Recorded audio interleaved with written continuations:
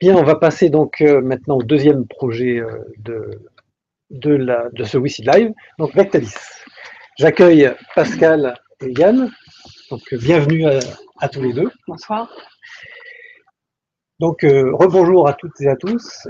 Vectalis passe sur le grill du WeSeed Live et, donc je vais poser la première question à Pascal. Pascal, qu'est-ce qui te fait lever le matin pour aller chez Vectalis?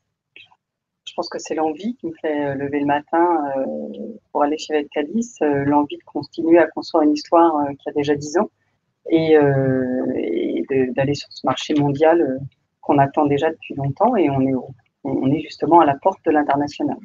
Alors 10 ans, ça commence effectivement à faire un bail. C'est une entreprise de R&D, donc il a fallu mettre au point les produits et commencer à les commercialiser. Donc aujourd'hui, c'est quel chiffre d'affaires Vectalis? Alors aujourd'hui, Vectalis, c'est en 2014 1,1 million d'euros. On est à 650 000 euros là en ce moment, là au 15 juin. Donc on a encore augmenté. On espère une augmentation de 50% cette année.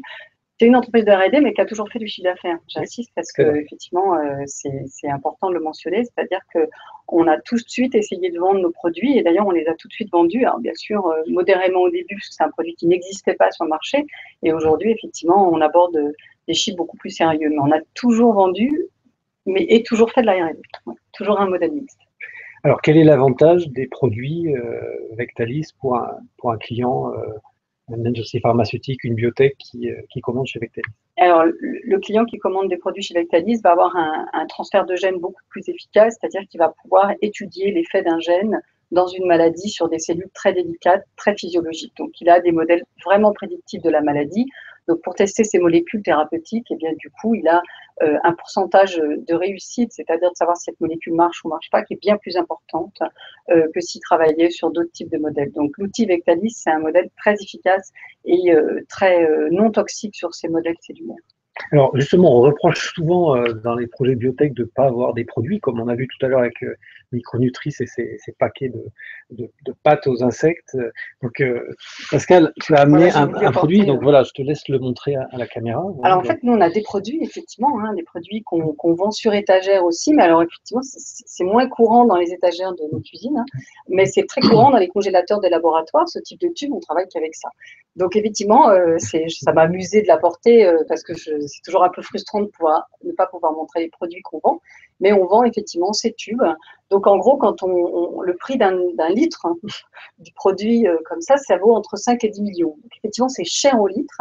Et en gros, les clients qui nous achètent ces produits, ils ont 60 microlitres dans les tubes.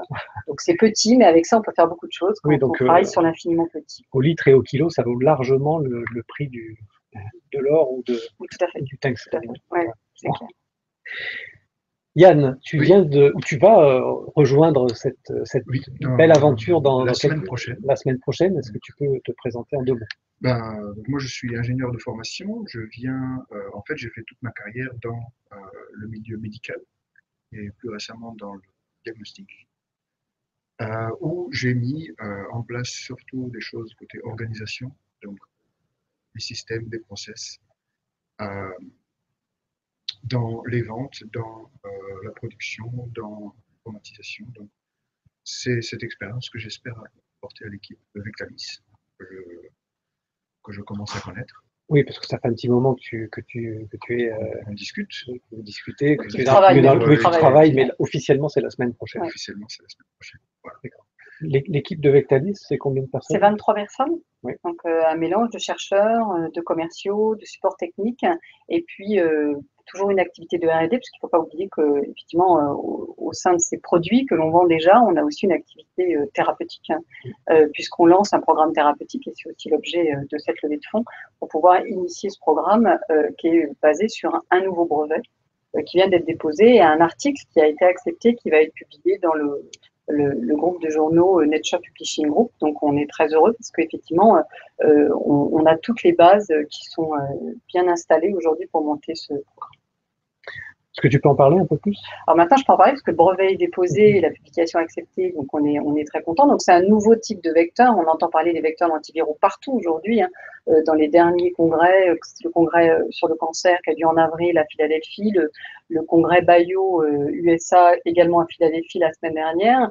ces outils sont utilisés pour booster notre système immunitaire aujourd'hui et répondre à l'agression des cancers, et il y a des résultats qui sont extraordinaires. Donc nous, on s'est focalisé sur ces nouveaux outils, mais on les a optimisés, rendus beaucoup plus sécurisants, en les empêchant de s'intégrer. Donc c'est un nouvel outil, on l'a présenté à Bayo la semaine dernière, donc beaucoup d'intérêt, beaucoup de discussions vont démarrer, et on est vraiment très, très optimiste et très enthousiaste sur l'évolution que va vivre ce nouveau vecteur. Ok. Aujourd'hui, comment sont commercialisés les produits de Vectalis? Alors, par des distributeurs, pour les produits sur étagère, peut-être que Yann peut en dire quelques mots. Oui, donc aujourd'hui, les produits standards, les produits à façon sont de toute façon faits par l'équipe Vectalis. C'est là où on donne l'expertise et tout notre soin aux clients pour que le produit fonctionne dans ses mains. Pour les produits standards comme ceux-là, on utilise des distributeurs. Eux ont une force de vente. Donc c'est à nous de les sélectionner, de les accompagner, de former leurs vendeurs pour qu'ils aient du succès quand ils vont voir des clients présents. Donc ça, c'est toute une activité sur laquelle on va mettre des personnes à plein temps. Ça, c'est une de mes missions dès l'arrivée, pour vendre absolument cette technologie et de façon beaucoup plus volumineuse. Donc aujourd'hui, par exemple, un partenariat avec Clontech permet de démultiplier cette action commerciale. Oui, oui, oui. Et on va continuer à chercher d'autres distributeurs sur des produits Vectalis purs. Clontech est une co-branding, donc il y a la marque Clontech et la nôtre. Là, on a identifié des produits qu'on pourrait vendre seuls, et donc là, être complètement maître du canal de distribution et de tout le marketing qui va avec. Oui, d'accord, ça revient à la question de Michel qui disait que les meilleurs ambassadeurs ne sont pas les meilleurs référents. Pourquoi ne pas réduire les intermédiaires et diffuser la vente directe dans un modèle local, global, local. Voilà. C'est vrai, et c'est ce qu'on fait par ces ventes directes, parce qu'effectivement, ces ventes directes, on peut vraiment éduquer le marché, puis également recevoir les demandes, on voit exactement ce dont on a besoin. Il faut beaucoup de publications et c'est quand même assez long par ces méthodes, et les distributeurs peuvent quand même accélérer, surtout quand ce sont des distributeurs qui ont une très grande expertise marché comme Clontech. Donc on prend de toute façon des distributeurs qui connaissent très bien le marché, qui sont très technologiques, mais effectivement on ne néglige pas du tout la relation directe et la vente directe, parce qu'effectivement, on peut mettre en évidence notre expertise en direct avec des professionnels. On voit bien que la vente par des distributeurs nécessite quand même l'animation commerciale du distributeur. Donc on ne fait pas l'économie d'une force commerciale. Non, non. Chez nous, il y a 2 personnes qui vont être à plein temps sur la sélection de distributeurs, répondre aux questions, changer le distributeur qui ne convient pas. C'est ça tout le. Donc, on a les ventes directes pour la partie service. Et ça, c'est magnifique parce qu'on a un contact direct avec les grands comptes d'un certain pays, d'un certain marché. Et ça donne des publications. Mais derrière, on n'a pas les finances pour mettre en place une force de vente dans chaque pays du monde, dans chaque marché. Donc là, le distributeur fournit ça, mais on doit effectivement être très actif dans la sélection, dans le remplacement, et surtout dans la formation. Quand il y a par exemple 15 vendeurs chez un distributeur pour certains pays, il faut les former tous très bien pour qu'ils puissent parler du produit et chez Vectalis, c'est une vraie stratégie depuis le début de propriété intellectuelle. C'était vraiment le nerf de la guerre dans votre métier? Voilà, c'est vraiment le métier qui veut ça. Donc, on a 3 familles de brevets à ce jour, puisqu'on vient d'en déposer un 3e. Pour signer avec des distributeurs connus, internationaux du type Clontech, il faut bien sûr avoir une propriété intellectuelle forte. Sinon, on n'est jamais co-brandé. Donc voilà, avoir ce double étiquetage, c'est important pour pouvoir exister et pouvoir négocier. Parce qu'effectivement, sinon, sur des grands marchés américains ou asiatiques, on ne va pas être très longtemps fort sur ces marchés. Donc la propriété intellectuelle, c'est vraiment le nerf de la guerre. Donc aujourd'hui, Vectalis, c'est 2 familles de brevets. Donc les 2 premières familles déposées directement aux US, donc très important pour être très visible sur ce marché, et la 3e famille de brevets, donc qui concerne vraiment le programme thérapeutique. D'accord. Mais là, qui est effectivement un nouvel axe de développement. Ce qui est important aussi de considérer, c'est qu'il y a nos propres brevets, puis aussi, comme on n'est pas seul, il y a bien sûr d'autres brevets qui sont importants. Donc, c'est aussi Vectalis 6 licences d'exploitation qui ont été achetées. Mais qui dit licence d'exploitation achetée dit partenaire. C'est-à-dire que ces gens-là, ce sont aussi nos partenaires de vente. Plus on vendra, plus ils seront contents, plus on leur verse des royalties. Donc, il faut aussi avoir cette vision, cette propriété intellectuelle. C'est un terreau pour vendre. Et aujourd'hui, on a commencé à avoir un beau portefeuille. Bon, on va passer aux questions. Elles sont nombreuses. Oui, elles sont nombreuses. Donc, j'ai déjà commencé à en parler, mais Bernard demande quel est l'excédent brut d'exploitation de Vectalis. Alors aujourd'hui, l'excédent brut d'exploitation de Vectalis, il est plutôt négatif parce qu'on est une entreprise qui investit et donc on a beaucoup de R&D et on en passe quand même une partie en charge. Mais si on regarde exclusivement la production, les marges qu'on peut générer dans nos activités biotech, on a un process de bioproduction compliqué, elles sont tout de même assez fortes. C'est-à-dire que sur les produits eux-mêmes, produits standards, je ne vais pas donner de chiffres, mais elles sont importantes. Mais on a bien sûr d'autres R&D à financer. Donc ces marges, on les utilise en partie pour financer notre R&D et également on a besoin d'investissement, et c'est pour ça qu'on est là aujourd'hui, pour continuer à développer de nouveaux produits. Mais une fois que les produits sont développés, les process sont développés, les marges sont importantes, parce qu'effectivement, il faut qu'il y ait un retour sur investissement quand même. Oui, effectivement, c'est l'objectif. C'est l'objectif. D'ailleurs, dans ce sens, Gabriel pose la question, quel est le plan de recrutement à 2 ans et avez-vous un programme de maîtrise des coûts? Sur la maîtrise des coûts en production, oui, puisque là, il va falloir les ventes, il est prévu avec nos efforts et avec la qualité du produit qu'elles augmentent considérablement. Donc, le processus de production va suivre. Alors, valider, séparer ce processus de production de l'activité de service. Aujourd'hui, il faut le séparer. Et ça se fait avec de l'ordonnancement, de la mesure des coûts dans le but de le réduire et d'assurer des marges qui sont stables et fiables dans le temps. C'est-à-dire c'est l'augmentation des ventes de produits standards qui doit financer la plupart des activités d'investissement Vectalis. Et si j'ai bien compris, c'est ton job. Oui, c'est pour ça que Pascal tourne la tête vers moi. Oui, tout de suite. Oui, voilà. Mais en même temps, le technicien reste un peu important et dans le sens où ce qui est important dans ces procédés, c'est que l'augmentation des volumes qui va vraiment générer les profits. Et c'est là où on est Vectalis. C'est qu'on est à cette augmentation de volume de vente. Donc les profits les marges vont être de plus en plus importantes parce que techniquement, c'est le process qui a été le plus long à mettre en place. Mais une fois qu'il est en place, augmenter les volumes, ça, c'est pas très difficile. Justement, à quand la vente d'1 litre?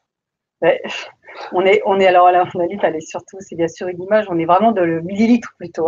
Mais en revanche, on peut s'approcher du 50 millilitres et c'est déjà énorme en bio. Voilà. Donc, mais le litre, bon, voilà, on essaiera de regarder par an. Ça fait combien tu sais, 15 millions? Bon, je peux essayer de compter le nombre de millilitres qu'on est capable de produire aujourd'hui et vous le donner dans une réponse sur la plateforme. Là, j'aurais du mal à calculer. Alors, Marc demande quelle est la sortie envisagée pour les Wiseeders, à quelle échéance et dans quel scénario? Alors moi, je dirais qu'il y a 2 opportunités de sortie pour des entreprises comme la nôtre. C'est d'abord le rachat. Effectivement, on a de la propriété intellectuelle, on peut avoir un intérêt d'être acheté par un distributeur. Ça, c'est le premier point, mais pas seulement par un distributeur aujourd'hui, puisqu'on est engagé sur un programme thérapeutique avec de la propriété qui va avec. Donc, on peut aussi avoir des opportunités de rachat, en tout cas de licensing out important avec des pharma. Et puis, on a bien sûr une opportunité qu'on néglige pas du tout chez Vectalis et qu'on regarde même de très près, c'est l'IPO. Parce qu'effectivement, on le voit en ce moment, et depuis 2 ans, les entreprises de biotech sont très bien cotées sur les marchés. Et pourquoi? Parce que ce sont des histoires qui vivent et qui permettent de continuer à progresser, à continuer à mettre de nouveaux produits. Donc sur les marchés, en tout cas pour certaines, ce sont des histoires qui vivent très bien. Donc c'est vraiment une opportunité. Donner une date précise, je ne le ferai pas parce que c'est toujours dangereux, mais dans les 5 ans, oui. Oui, alors souvent celles qui s'introduisent en bourse aujourd'hui en France, c'est des boîtes qui sont soit en des diagnostics, soit en des candidats médicaments.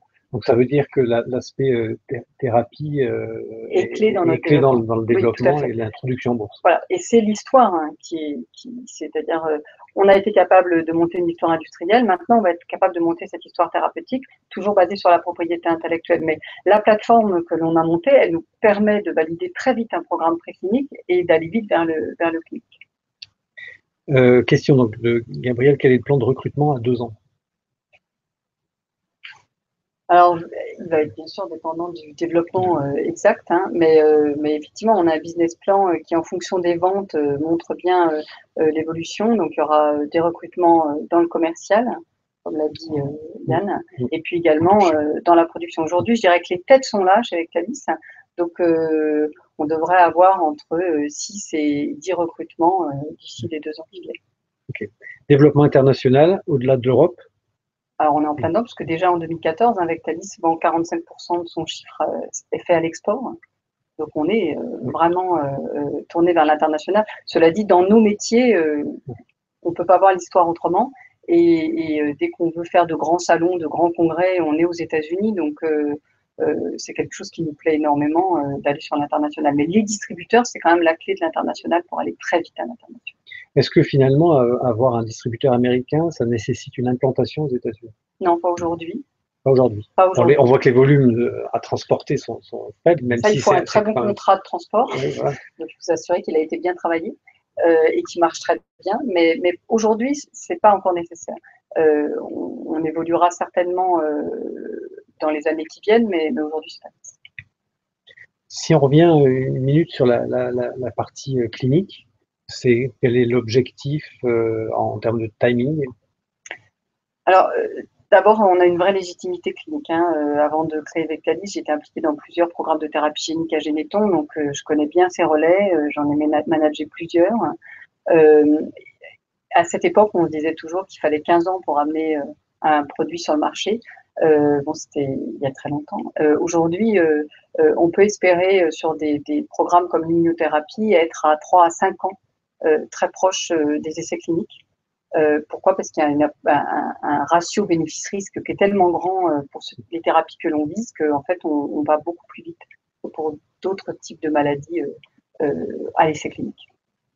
Est-ce qu'il y a un frein, parce qu'on parle de transfert de gènes, d'organismes génétiquement modifiés, est-ce qu'on sent sur le marché un frein? Plus aujourd'hui, parce que bon, déjà c'est très réglementé. Donc il y a plein d'organismes qui viennent mettre leur label sur notre activité pour montrer qu'effectivement il y a de l'éthique et tout ça c'est très suivi par tous les organismes, ministère de la Recherche, au Conseil des biotechnologies et j'en passe, la FDA aux États-Unis, le CDC, la CDC aussi. Donc c'est vraiment très suivi. Il n'y a plus de frein et on le voit aujourd'hui parce que on comprend que pour soigner certaines maladies, et bien nos cellules immunitaires, plein de tissus au sein de notre organisme ont besoin d'aide.